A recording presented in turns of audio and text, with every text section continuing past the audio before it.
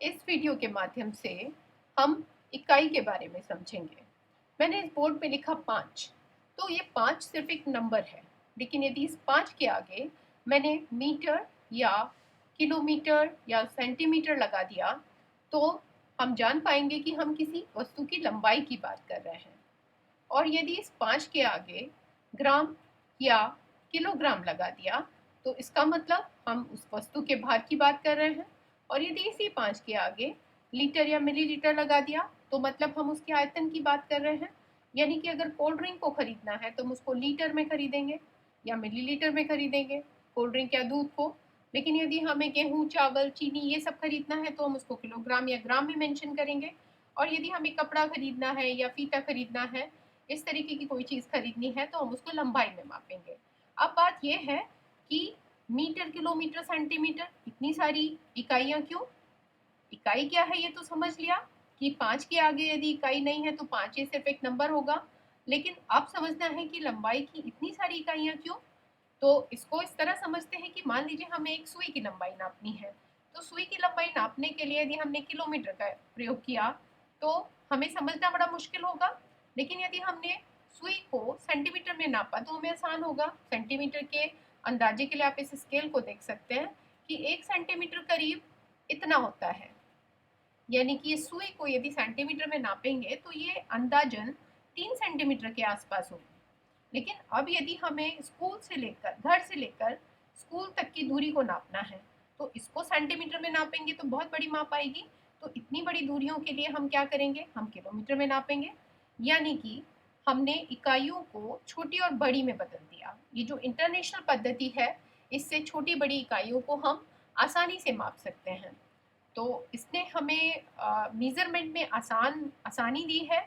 तो अब हमें ये समझना होगा कि किलोमीटर, मीटर, सेंटीमीटर, ये जो इकाई है, इनमें कन्वर्जन यानी कि परिवर्तन कैसे करेंगे कि किलोमीटर को मीटर में बदलना है या मीटर को सेंटीमीटर में बदलना है, तो वो हम किस तरह बदलेंगे। तो इसके लिए हम एक सीढ़ी समझते हैं। ये सीढ़ी बनी हुई है जिसमें बड़ी से छोटी यूनिट की तरफ हमें उतरना है। किलोमीटर सबसे बड़ी इकाई है, फिर हेक्टो, फिर डेका, फिर मीटर, फिर डेसी, फिर सेंटी और मिलीमीटर सबसे छोटी इकाई है। तो इसी तरीके से वो स्टेयर्स पे ऊपर से नीचे की तरफ हमें चलना है। तो बड़ी से छोटी इकाई में बदलने के लिए हमें हमेशा गुणा करना है, और बड़ी से छोटी इकाई में जाने के लिए, छोटी से बड़ी में जाने के लिए हमें हमेशा भाग करना है। तो हम शुरुआत यहाँ से करते हैं कि हमें किलोमीटर से हेक्टोमीटर में जाना है। तो 1 किलोमीटर से हेक्टोमीटर एक स्टेप नीचे है, तो 1 किलोमीटर में हेक्टोमीटर कितना होगा, 10 हेक्टोमीटर होगा। और यदि हमें हेक्टोमीटर को डाकामीटर में बदलना है तो फिर एक स्टेप नीचे जाएंगे, तो फिर हमें एक 10 से भाग कर गुणा करना होगा। लेकिन जब किलोमीटर से सीधे डाकामीटर में जाएंगे, किलोमीटर से जब हेक्टोमीटर में गए तो हमें एक ही 10 से गुणा किया।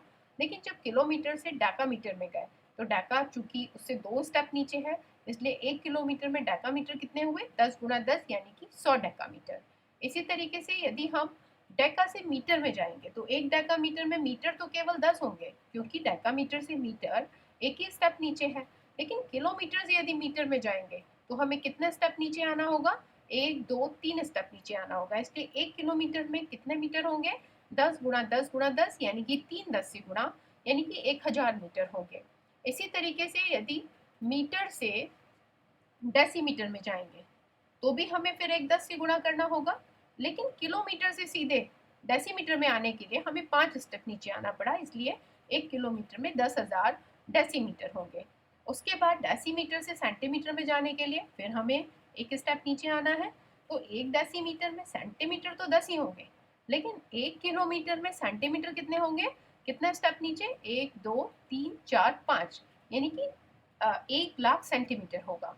और यदि 1 सेंटीमीटर से मिलीमीटर में जाएंगे, तो 1 सेंटीमीटर से मिलीमीटर भी एक ही स्टेप नीचे है।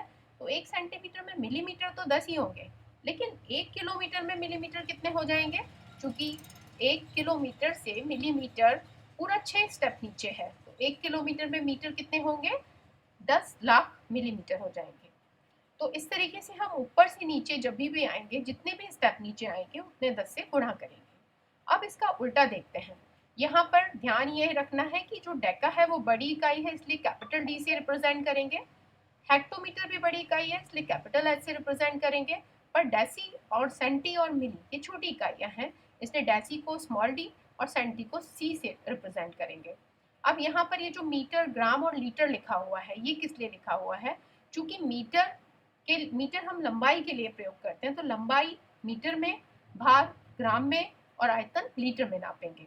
तो यहाँ पर जैसे हमने किलोमीटर लिया, अब यदि हमें भार की बात करनी है तो हम यहाँ मीटर की जगह ग्राम का यूज करेंगे। तो यहाँ जितने भी मीटर हैं उसको हटा देते हैं और यहाँ पर क्या आ जाएगा उसकी जगह? ग्राम। यदि हमें भार को मापना है तो 1 किलोग्राम में कितने हेक्टोग्राम? 10 हेक्टोग्राम। 1 किलोग्राम में 100 डेकाग्राम। 1 किलोग्राम में 1000 ग्राम। 1 किलोग्राम में 10,000 डेसीग्राम। 1 किलोग्राम में 1 लाख सेंटीग्राम। 1 किलोग्राम में 10 लाख मिलीग्राम। अब यदि हमें उल्टा जाना है तो उल्टा जाने में हम क्या करेंगे? यानी कि छोटी से बड़ी यूनिट में बदलना है। तो 1 मिलीमीटर से जब हम सेंटीमीटर में बदलेंगे तो 1/10 से भाग करेंगे, यानी कि 1 मिलीमीटर में 1/10 सेंटीमीटर। और 1 सेंटीमीटर को जब हम डेसीमीटर में बदलेंगे तो फिर 1/10 से भाग करेंगे। लेकिन 1 मिलीमीटर को यदि डेसीमीटर में बदलेंगे तो हमें 2 स्टेप ऊपर जाना है, इसलिए 1 मिलीमीटर में डेसीमीटर कितने होंगे? 1/10 गुना 10 यानी कि 1/100 डेसीमीटर। इसी तरीके से डेसी से मीटर में जाने के लिए तो 1/10 से भाग करेंगे, लेकिन यदि हमें मिलीमीटर से मीटर में जाना है तो हमें 3/10 से भाग करना होगा, यानी कि 1 मिलीमीटर में 1/1000 मीटर होगा।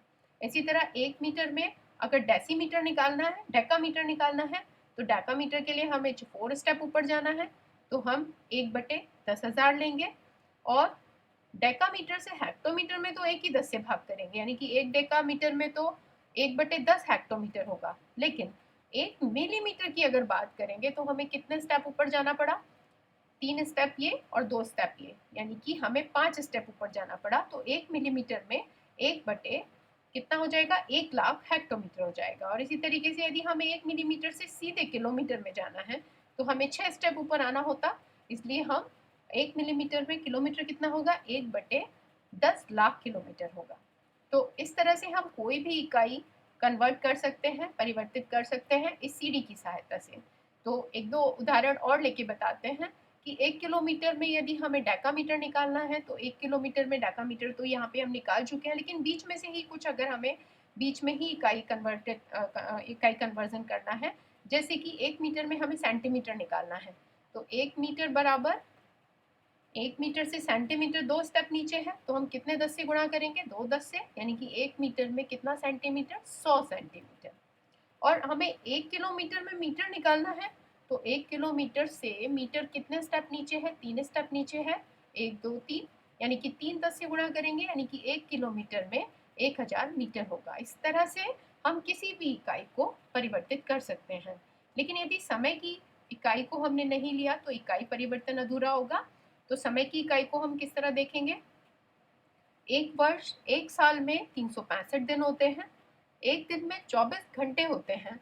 एक घंटे में 60 मिनट होते हैं और एक मिनट में 60 सेकंड होते हैं। अब यदि एक वर्ष में हमें निकालना है कि सेकंड कितने होंगे, तो किस तरह से निकालेंगे? चूंकि एक वर्ष में दिन कितने होते हैं? 365। और एक दिन में घंटे कितने होते हैं? 24। तो 365 दिन में 365 गुणा 24 घंटे हो गए। अब एक घंटे में चूंकि 60 मिनट होते हैं, तो इतने घंटों में कितने मिनट हो गए? इसको 60 से गुणा किया। अब एक घंटे में चूंकि 60 मिनट होते हैं और उसको हमें सेकंड में भी बदलना है, तो इसमें कितने और सेकंड हो गए? 60 से और गुणा कर देंगे। तो एक वर्ष में जब इन सब की जब गुणा करेंगे तो जो मान आएगा वही एक वर्ष में सेकंड्स आएंगे, यानी कि एक वर्ष में इतने सारे सेकंड होंगे। लेकिन यदि सेकंड को आपको मिनट में बदलना है, तो चूंकि सेकंड छोटी इकाई है मिनट से, तो यहाँ हमें भाग करना होगा, यानी कि एक सेकंड को मिनट में यदि बदलना है तो 1/60 मिनट होगा। और यदि एक सेकंड को घंटे में बदलना है तो कैसे बदलेंगे?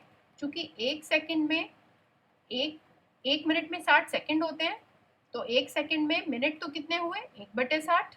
लेकिन एक मिनट में चूंकि 1/60 घंटे होंगे, क्योंकि एक घंटे में 60 मिनट होते हैं।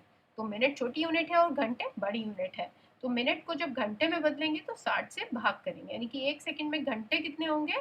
1/60 गुणा 60 घंटे होंगे। तो इस तरीके से हम इकाई कन्वर्जन अच्छे से सीख सकते हैं।